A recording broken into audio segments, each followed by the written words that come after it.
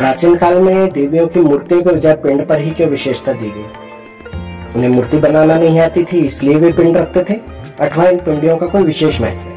आज भी यदि मूर्ति रखी जाती है तो साथ में 3 पिंड अवश्य रखे जाते हैं। तो इन 3 पिंडों का क्या महत्व है, यह हम आज की वीडियो में चर्चा करेंगे। नमोस्तुते महामाये मातंगी मोड़ेश्वरी सर्वकष्ट हरे देवी भक्ति मुक्ति प्रदायिनी धर्मारण्ये स्थिता देवी विद्यारण्ये संस्थिता रक्ष रक्ष महादेवी मोड़ कुलोधारिणी धर्मारण्ये तीर्थ स्थाने संस्थिता भवतारिणी दुष्ट कर्णाट की धाता श्यामला रूप धारिणी मोड़ जनहा वंदिता मातंगी मोड़ को ले कृपा करो सिद्धि बुद्धि प्रदे देवी अष्टादश भुज धारिणी। सभी से सभी नए निवेदन है, चैनल को सब्सक्राइब करें, शेयर अवश्य करें, वीडियो पसंद आने पर लाइक भी करें। आप कोई सलाह देना चाहते हैं अथवा आप कुछ जानना चाहते हैं तो आप कमेंट बॉक्स में कमेंट जरूर करें। जय मोड़ेश्वरी बोल बम। आप वैष्णो देवी जाते हैं, जब बुलावा आता है जय माता दी कहते हुए बड़े हर्षोल्लास से आप ऊपर जाते हैं। आप पाते हैं कि वहाँ देवी का दर्शन कर रहे हैं पिंडियों के रूप में। वहाँ 3 पिंडियां हैं, वे काफी चमत्कारिक अवस्था में वो गुफा में है, परंतु वे 3 पिंडियों की आप पूजा करते हैं, उनका मनन चिंतन करते हैं, उनका ध्यान स्मरण करते हैं और आप बड़े ही हर्षोल्लास से सबको आकर बताते हैं हम पिंडियों के दर्शन करके आए हैं। पर क्या आपने कभी विचार किया है कि वहाँ मूर्ति क्यों नहीं है, वहाँ पिंडियां क्यों है? मूर्तियां तो बाद में स्थापित की गई हैं, पर वहाँ 3 पिंडियों का ही महत्व है। ऐसा किस लिए? जब भी आपके मन में यह विचार आता है तो आप देखते होंगे कि हर जगह 3 पिंडियों की स्थापना की जाती है, हर मंदिरों में 3 पिंडियों की स्थापना की जाती है। इन्हें हम महाकाली, महालक्ष्मी और महासरस्वती के नाम से संबोधित करते हैं। तो ऐसा क्यों है, वहाँ मूर्तियां क्यों नहीं? देखिए, असल जो चीज है वो ब्रह्मांड है। ब्रह्मांड का जो आकार है, जो अस्तित्व है, पिंड रूप में है, जो हमारे अंदर है, जो हमारे आत्म रूप है, जो हमारा ये पिंड है, जो ये शरीर है, इसको भी हम एक पिंड कहते हैं।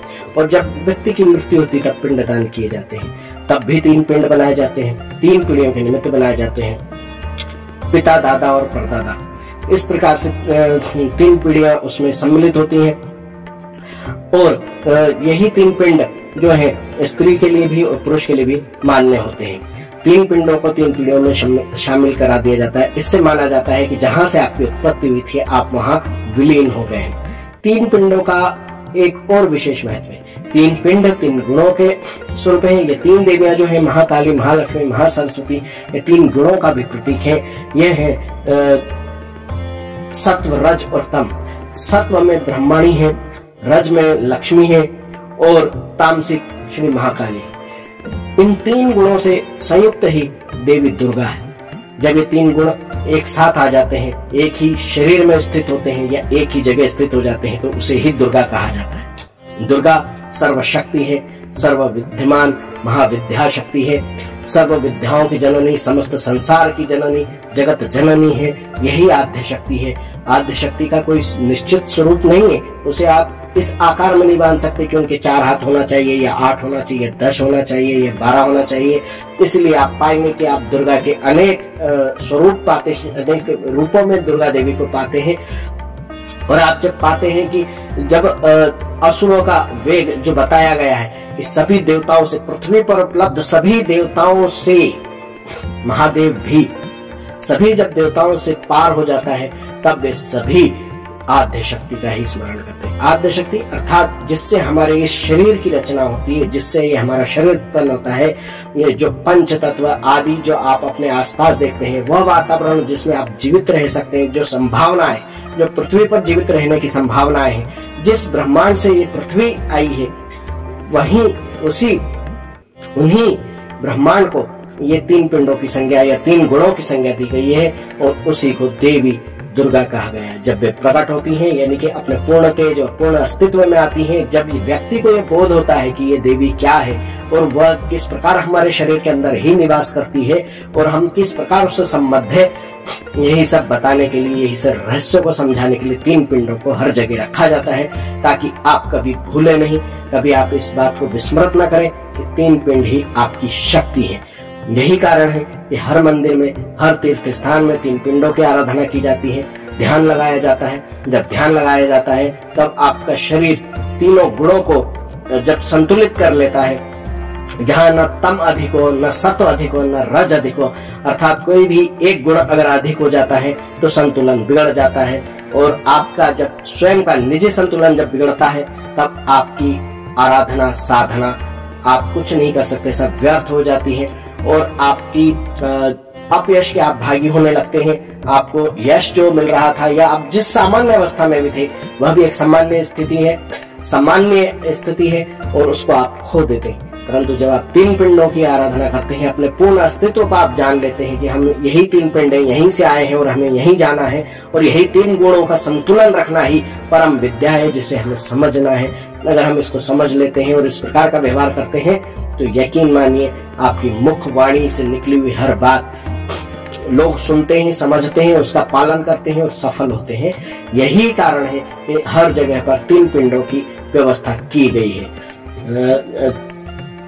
त्रिपिंड दान करने का भी यही औचित्य है, जैसा कि मैंने आपको शुरू में बताया कि जब कोई व्यक्ति इस दुनिया से चला जाता है तो त्रिपिंड दान इसीलिए किए जाते हैं क्योंकि जहां से व्यक्ति आया है हम मानते हैं उसे वहीं अगर सम्मिलित करा दिया जाए तो वो नवीन ऊर्जा के साथ अगर पृथ्वी पर पुनः आता है तो नवीन ऊर्जा के साथ, नवीन वेग के साथ, अपनी पूर्ण शक्तियों के साथ पुनः पधारेगा और जगत कल्याण अवश्य करेगा।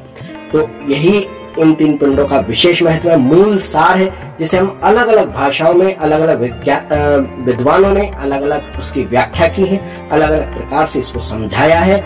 और यही कारण है कि देवी दुर्गा को जगत जननी कहा गया है, परम शक्ति कहा गया है। स्त्री रूप में वह दुर्गा है, भवानी है, पुरुष रूप में वह या तो नारायण है या शिव है। उनके पर्यायवाची नाम है ये, वे एक ही शक्ति हैं, स्त्री रूप में भी और पुरुष रूप में भी, इसीलिए उनके अर्धनारीश्वर रूप की कल्पना भी की गई है। यही कारण है कि ब्रह्मांड का कोई लिंग नहीं माना गया है, न उसे स्त्रीलिंग कहा गया है, न पुरलिंग कहा गया है, न नपुंसक लिंग कहा गया है, उनका कोई लिंग निर्धारण किया ही नहीं गया। ब्रह्मांड की जगत जननी आद्य शक्ति मात्र शक्ति है, वे अपने पूर्ण रूप में, पूर्ण विद्वता के साथ इस संसार को प्रकट करती हैं और अपने में ही समाहित कर लेती हैं। बस यही थी आज की जानकारी कि हर जगह मंदिरों में मूर्तियां क्यों नहीं बनाई जाती थी, जबकि कला सभी के पास थी। तीन पिंड ही रखे जाते थे और तीन पिंडों का ही हर जगह महत्व बताया जाता था और ये तीन ही इसलिए माने गए हैं। तो इसी के साथ आज की चर्चा यहीं समाप्त करते हैं। जय मोडेश्वरी, बोल बम। ओम मणिक्यमिणामप्लाल्यन्तीं मदालशां मंजुलवाग्विलासां महेन्द्रनीलं द्युतिकोमलांगी मतं कन्या मनसा स्मरामि।